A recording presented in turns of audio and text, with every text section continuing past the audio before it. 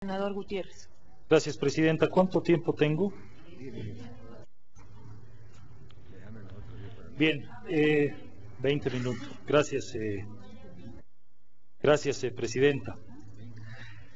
Creo que habría que partir por referirnos a un proyecto de ley que lo habíamos tratado hace muy poco tiempo en realidad. Data del 24 de octubre de 2011, la ley 180. Este proyecto de ley, quiero recordarles, nos había convocado aquí al escenario del Senado Nacional para un debate que tenía que ver con hechos que se habían producido en el país y que en verdad todos lamentamos. Está todavía fresca en la memoria de la gente la arremetida brutal y violenta que dispuso el gobierno del Movimiento al Socialismo contra la marcha de los indígenas que venían a plantear una reivindicación que no se la habían inventado, que la habían recogido de la Constitución Política del Estado, que el presidente Evo Morales, el Movimiento al Socialismo y quienes hoy día están en las filas del oficialismo impulsaron con presiones. Se rasgan las vestiduras y hablan de presión.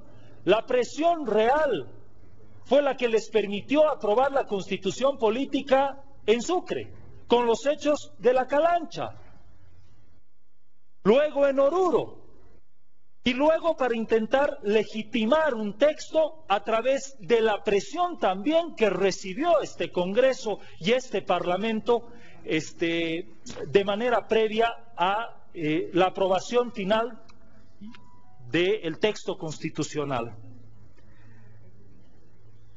Esa Constitución Política del Estado entonces les había conferido a los pueblos indígenas originarios campesinos la posibilidad de asumir en el marco de lo que establecen además los instrumentos internacionales en la materia, la autodeterminación. Esa posibilidad, ese nexo con la tierra, ese nexo con el territorio, fue asumido, por supuesto, por los pueblos indígenas. Y cuando el gobierno del Movimiento al Socialismo tomó la decisión de meterle nomás a la carretera Villatunari-San Ignacio de Mojos, con justa razón los pueblos indígenas salieron al frente, marcharon más de 60 días, tuvieron que sortear las dificultades, ahí sí el hambre, ahí sí el frío, no la compañía de la Policía Nacional, sino todo lo contrario, la represión que fue instruida desde el gobierno del presidente Evo Morales. El mismo presidente que se había vendido ante la opinión pública nacional y ante la comunidad internacional como el gran defensor de la madre tierra y el gran representante de los pueblos indígenas. Ese hombre que supuestamente había logrado llegar después de 500 años a romper las cadenas. Mentira. Nos mostró que el presidente Evo Morales, por encima de su condición de presidente de los bolivianos, sigue siendo fundamentalmente presidente de las 6 federaciones del trópico de Cochabamba, de las 6 federaciones de productores de hoja de coca excedentaria, y hay que decirlo así de claro. Esa ley a la cual hago referencia, la ley 180, había determinado en su artículo 3, se dispone que la carretera Villatunari-San Ignacio de Mojos, como cualquier otra, no atravesará el territorio indígena y Parque Nacional Isiboro-Sécure, Tignis. Repito, se dispone que la carretera Villatunari-San Ignacio de Mojos, como cualquier otra, no atravesará el territorio indígena y Parque Nacional Isiboro-Sécure. Quienes pensaron que las determinaciones de un gobierno que cada día nos muestra una ausencia total de vocación democrática, concluían ahí, estaban muy equivocados. Hoy asistimos a un segundo capítulo que tiene, por supuesto, un previo en una marcha que el gobierno del Movimiento al Socialismo se mandó a diseñar, como quien se hace un saco a la medida. Hay denuncias, y no lo dice la oposición, lo dicen quienes marcharon, y a quienes ni siquiera tuvieron la decencia de pagarles lo que les habían ofrecido, presidente. Se marcharon. Quienes fueron a marchar, se marcharon, porque no les habían pagado lo que les habían ofrecido. Y hoy día quieren decirnos que el hambre y el frío fue una de las dificultades contra las que supuestamente tuvieron que lidiar. Yo lamento muchísimo, en verdad, la situación de la gente. Me conmueve la situación de la gente que hoy día está siendo utilizada por el gobierno del señor Evo Morales para hacernos ver que hay una contramarcha, que hay un contrapeso, que hay razones suficientes para meterle nomás, como diría el jefazo. La carretera Villatunari-San Ignacio de Mojos, por determinación de los jerarcas del gobierno, va por la posibilidad, a través de este proyecto de ley, seguramente de borrar con el codo lo que ya se había escrito con la mano. Este Parlamento escribió con la mano la ley 180 del 24 de octubre de 2011, presidente. A mí me llama poderosamente la atención. No quiero entrar en una alusión personal a nuestra presidenta, pero si fue ella misma la que había ido a negociar, y tengo frescas las imágenes, la mujer demócrata que había ido a negociar con los marchistas del TIPNIS, hoy día borrando con el codo lo que ha escrito con la mano,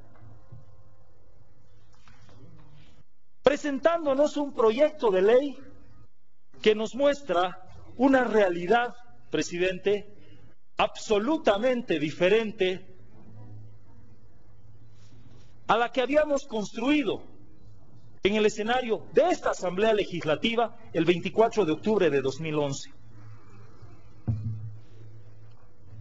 Entonces, de la manera más suelta, de la manera, y discúlpenme que lo plantee así, más cínica, ayer la ley corta, la panacea para la solución de la marcha contra los indígenas o de la marcha de los indígenas del TIPNIS. Ayer la ley corta, hoy la ley que recorta el TIPNIS. Esa es la manera que tiene el movimiento al socialismo de administrar los asuntos del Estado.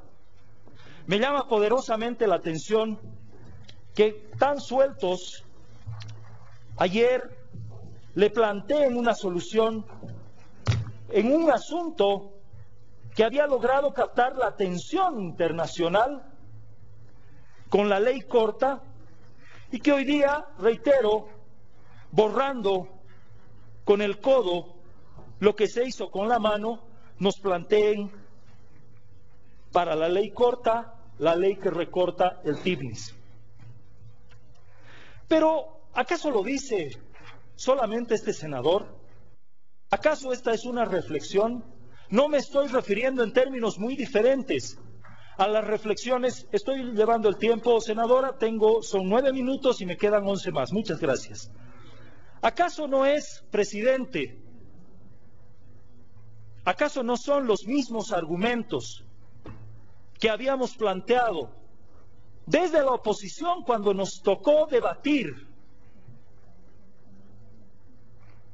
el crédito y el financiamiento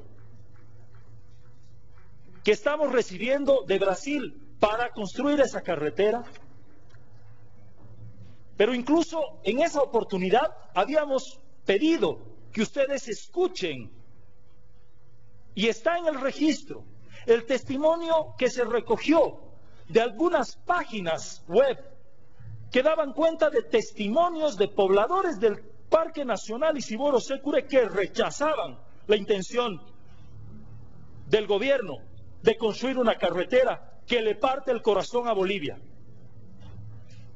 Presidente, en esa oportunidad denunciamos sobreprecio. En esa oportunidad les dijimos que bajo ningún punto de vista se justificaba una carretera que violaba nuestro sistema ecológico, que violaba un parque nacional, pero que además iba a constituir un factor de crecimiento del narcotráfico. Sí, un factor de crecimiento del narcotráfico, porque no soy el único que lo plantea. Esa carretera va a permitir que se amplíe la frontera productiva de hoja de coca excedentaria destinada al narcotráfico. No soy el único que lo dice. Tengo en mis manos un brillante artículo, dos en realidad, escritos este fin de semana y publicados en un medio de comunicación. Una es el planteamiento, la formulación que realiza el investigador Javier Albó, hasta ayer un defensor del mal llamado proceso de cambio. Como él, muchos otros intelectuales hoy día abandonando las filas ante la impostura. ¿Qué dice Javier Albó? Nos plantea las razones de fondo y nos habla de la debilidad del argumento que maneja el movimiento al socialismo. El movimiento al socialismo dice que quiere construir desarrollo partiendo el corazón del Parque Nacional. Mentira. Lo que va a ocurrir es que en el polígono 7, ya muy desforestado y ocupado por 9 centrales con 63 sindicatos de cocaleros, lo que va a ocurrir que esos 63 sindicatos que están anclados en la zona sur del Parque Nacional Isiboro Sécure y que ya lo han desforestado, quieren ir más allá. Ya está construido para ellos el tramo 1, pero ellos quieren más. Ellos quieren ingresar al corazón del Parque Nacional Isiboro Sécure para ampliar su modelo de deforestación y ampliar, sí, gracias senador, tengo 8 minutos más, para ampliar, tengo 8 minutos, estoy controlando con cronómetro, presidente. De manera que no es aceptable el argumento de que la carretera va a llevar desarrollo. Mentira, no va a llevar ningún desarrollo. Porque si ustedes analizan en el mapa el Parque Nacional Isiboro Sécure, se van a dar cuenta que las poblaciones están asentadas en el sur, precisamente en el lugar donde se encuentra el tramo 1, que no hay poblaciones mayormente en el tramo número 2, y que las poblaciones en el tramo número 3 nuevamente son florecientes. No quieren llevar desarrollo al corazón del TIBNIS. El TIBNIS está muy bien. El TIBNIS es una reserva natural. El TIBNIS es un parque nacional. El TIBNIS está protegido por la legislación nacional y últimamente por la ley que hemos debatido y aprobado en este Senado. Lo cierto, y me remito a alguien que de manera muy lúcida nos ha planteado otro concepto, y es el señor Rubén Vargas. Nos plantea, en verdad, algo sobre lo que deberíamos reparar. A ver, no podemos hablar de una consulta previa. El mismo presidente ha admitido, se equivocaron, no hicieron la consulta. Ahora quieren enmendar. ¿Con qué quieren enmendar? Con un instituto jurídico que no existe en la economía jurídica nacional, con una consulta no previa, sino posterior. Dice Rubén Vargas, la primera pista es de orden lógico. La consulta posterior es el tipo de proposición que encierra en sí misma una contradicción insalvable. Es decir, que un término anula al otro. Si es consulta, no puede ser posterior. Y si es posterior, ya no se trata de una consulta. Lógico, ¿verdad? Creo que las cosas están muy claras. Y yo con esto termino. No voy a usar mis 20 minutos. Aquí hay un debate. Y ese debate, Presidenta, nos está planteando dos Bolivias. Una Bolivia digna. Una Bolivia digna que quiere preservar el Parque Nacional. Una Bolivia digna que no quiere narcotráfico. Una Bolivia digna que no quiere más producción de hoja de coca excedentaria.